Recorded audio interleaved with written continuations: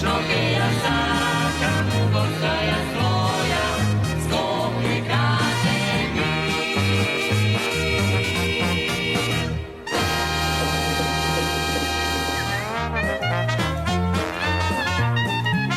Шареното турбе.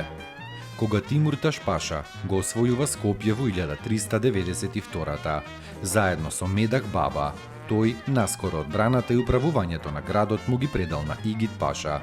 Според истражувањата на историчарите, овој паша е татко на славниот Исак Бек, еден од најголемите градители на објекти во чаршијата.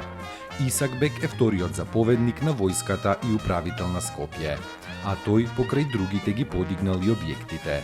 Сулијан, Безистенот и Аладжа џамијата, во чиј состав и ден денес се наоѓа познатото шарено турбе. За таа историја зборува и дел од надписот на Исаковата или Аладжа џамијата. Ктитор на богоугодното дело е Исак Бек, син на паша Игит Бек, година 842. Голем период од своето постоење, турбето ги поврзува со пазарот. Неговата интересна орнаментика се уште е впечатлива. Во горниот дел постои фриз од шарени плочки, а во долниот над прозорците розети, колористички, исто така впечатливи и вешто уметнички изработени. Но со ова скопско средновековно турбе е поврзана и една тајна. Во тоа време се практикувало ктиторот на џамијата, во овој случај на Аладжа или шарената скопска џамија, да биде погребан во турбето покрај џамијата, како што е тоа, например, случајот со Мустафа Паша, погребан во турбето пред неговата џамија под калето.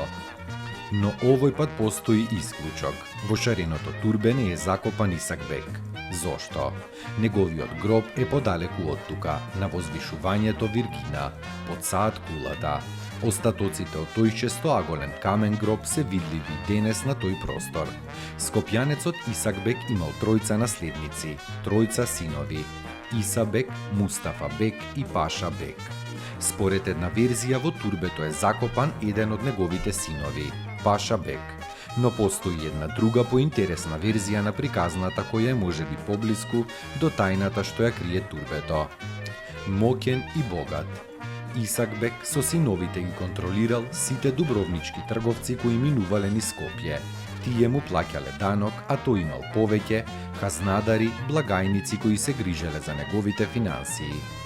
Бегот наредил да се изгради турбето, а кога тоа било изградено, тој во еден разговор му ветил на својот хазнадар, инаку цената е почитувана личност, дека во него ќе биде погребан еден од нив двајцата, оној кој прв ќе почине.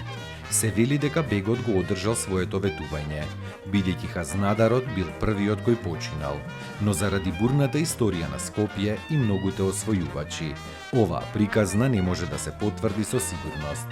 Постои една несреќна околност и вмешување на прстите на еден страствен колекционер, кој за време на Првата светска војна посакал да има еден скапоцен сувенир од градот, и тоа токму од шареното турбе, кое очигледно многу му се допаднало.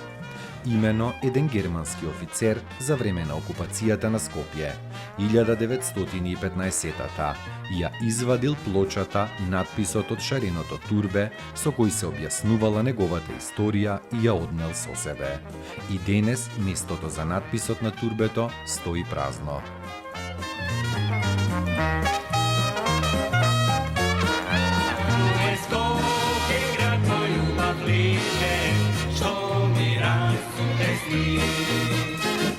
Вечно